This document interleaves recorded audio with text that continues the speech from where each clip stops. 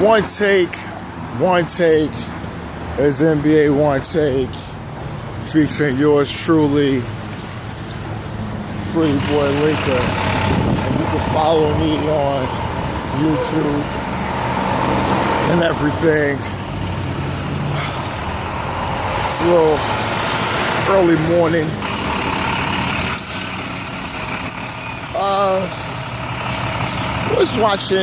Watched 2 games last night, as well as a commitment to watch WWE Fast Lane. Well, just to go to WWE Fast Lanes, for anybody that watches WWE like myself, always find it very entertaining, especially last night's pay-per-view. It was the Miz versus the Usos for the SmackDown Tag Team Championship. It was a good, compelling match. You know, we seen some good spots with Shane McMahon and the Usos. Always just one of the best tag teams. I think for me, they're one of the best tag teams they had in the past 10 years. They're just very entertaining. They work well together. I'm happy they're getting their just due. And they, scrolled out. They got the win. We'll roll up on the Miz. Miz and they lost the titles before after winning in surprising fashion like they did. And then you would think that the logical thing would be the Miz turning on Shane. But the way I'm seeing the WWE, it's more, they're trying to bring back, I think, those evil McMahons, and maybe that can help things, because the evil McMahons is always something that draws interest. So Shane turned on them, and it was in Miz Hotel. Father was there, and put his face and showed him and beat him up. It was good. I think you got Asuka versus Mandy Rose. I love that girl. She's real entertaining and funny. You should watch her YouTube channel as well. Shout outs to her. Been with her for a couple of years now. She's a cool person.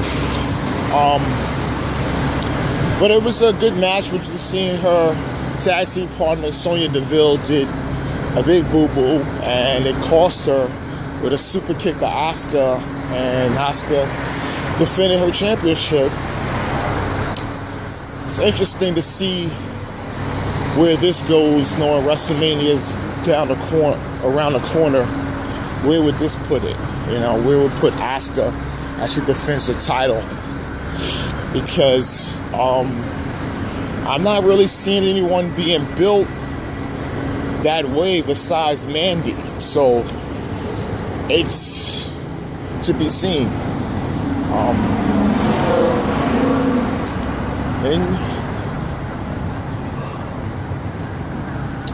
you have the tag team champions, Balls and Hugs Connection, Bayley and Sasha Banks versus Tamina and Nia Jax. It was just, brute power versus skills and finesse, and they worked. Sasha and Bayley worked well together, and they eked out the win. They actually pinned Nia Jax, which people thought it would be Tamina, but it was better that way with the ending sequence on how they did it. But I think just the frustration boiled over. Tamina and Nia Jax did beat them down after. Actually threw Sasha over the announcers table where Beth Phoenix, the Hall of Famer, was there. And You saw Beth stare down Tamina and then strike her, and then Nia Jax hit her from behind and did the beat down to Zooms, and Natalia, who's great friends with Beth Phoenix, for years, was good rivals back in the days of SmackDown, and good friends. She came to try to save, but it was too much. Most likely that's going to lead to a WrestleMania match. That's going to lead to some kind of WrestleMania match. You got a promo thing coming up with Elias. Elias is there, singing, Like I said, I don't know what they're doing with Elias. One day he's heel, one day he's face. He just plays and then interrupts. It's the same stick with him. They have nothing for him to do regardless storyline wise. It's sad. It's really sad. And then they got Lacey Evans come out, interrupts him. He looks, then RKO out of nowhere. Randy Orton gave him the RKO. But then AJ Styles comes out and gives him a phenomenal forearm. Boom! Right in the face. Now, this can lead to a WrestleMania match, because for weeks, Randy Orton has been teasing AJ Styles about him running the place and all this. And they've never had a one-on-one match on pay-per-view as yet. They had some on SmackDown. They've been involved in matches before, but WrestleMania, Orton versus Styles, it could be something. It can be something if Randy Orton is motivated to have that.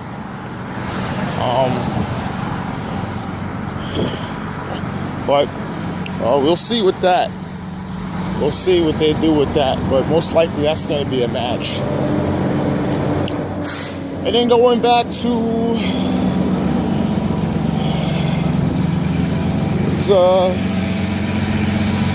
Daniel Bryan defending his title against Kevin Owens and Mustafa Ali, who's been at it because he was never inside the Elimination Chamber because he hurt himself. And they felt that he would have won because he beat Daniel Bryan before. It was a triple threat match and it was good, but Eric Rowan, man, Daniel Bryan's bodyguard, was interfering, and it was just too much interference for me, and I was kind of upset by that, but I knew that was going to happen. It's a triple threat match. None of these guys got any kind of help or anything like that. People were saying maybe Sami Zayn comes in. No, it was not even that. And then I said once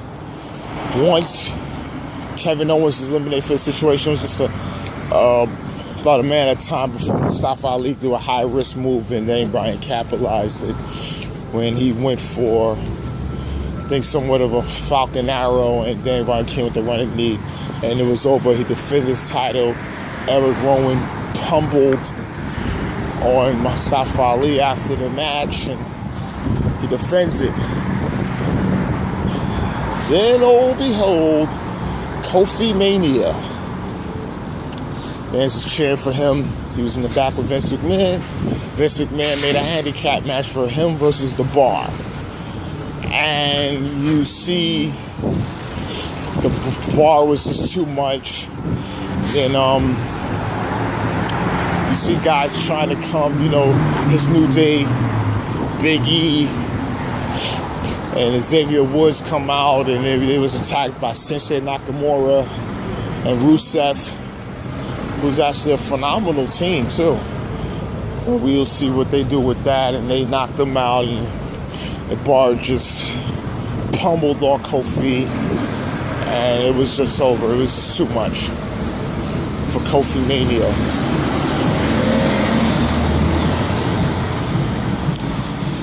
And in the main event, the Shield the greatest three-man group in the history of the WWE. And when I say that, I don't say about their dominance, because, you know, you can always have a heel faction group with dominance. But I think the way they work together, especially six-man tags, has always been terrible. Six-man tags has always been bad. I think their first six-man tag I went to was back in 2012. I think this was at the Barclays Center TLC pay-per-view. They went up against Ryback. Was it Big Show? I know they went against Ryback and two other guys, but it was great. And that's when I saw Tyler back and kick Seth Rollins. I said, this guy right here is gonna be one of the biggest deals. I mean, Roman Reigns, yeah, but I said, nah, there's that guy Rollins. And they went up against, going back to the pay-per-view, they went up against Lashley, Baron Corbin, and Drew McIntyre. That three-man group that's been dominate for the past couple of weeks. Beating up Strowman a lot. So, you know, going back, that was just a good, entertaining match. You know, the Shield gets the much-needed win. We don't know what Dean Ambrose is doing right now, but we'll have to see. We have to see. That's about it. Went more WWE for most of this vid than anything. Because the two games last night I was talking about was the Warriors versus the Suns and the Bucks versus the Spurs. Now, all right, let me get to the Bucks and Spurs, which is going to be real quick. Giannis has an injury. He's out there. He's trying, but he's not trying. I don't know. It's a lingering thing. He's saying it's okay, but I don't see any. I see him just out there. And I'm not saying he's wasting his MVP chances by staying out there, but the writers and voters are looking at this thing because you are in a close situation with James Harden. And as much as people don't really like giving back-to-back MVPs unless you have a significant jump these days, because those days was over. Curry won back-to-back, but previous that was Tim Duncan. And the only way Tim Duncan got back-to-back and 02 and 03s because they wasn't giving it to Shaq and they wasn't going to give it to Kobe because of the year that they had in back in 02. And Iverson won it, but his team wasn't as good, and it was Duncan. He got it. And they didn't give it to Kidd because even though Kidd turned it around, they didn't want to give it to him. Then the following year, Duncan got it out of default because the closest thing was Kevin Garnett, but because they only won like 40-something games, they wasn't going to give him that, even though his stats and everything was better. And they actually won a thrilling series that first round against the Lakers too, with Troy Hudson. Shout out Troy Hudson. But I don't know what's up with Giannis, and you just see the Spurs beat them. With, you know, it's a lot of stuff. A lot of things went down. DeRozan, you know, mid-range jumper, Brent Forbes. But I don't know what's up with Giannis. But you're also going to the Warriors. They lost to the Phoenix Suns, man. I mean, KD went down with an injury. We don't know what's the update on that. How long he's going to be out. Is he going to be out for the rest of the season? I don't know. But KD's out. And it was close, but I said the book, Devin Booker, he worked and kept working, and they got it done.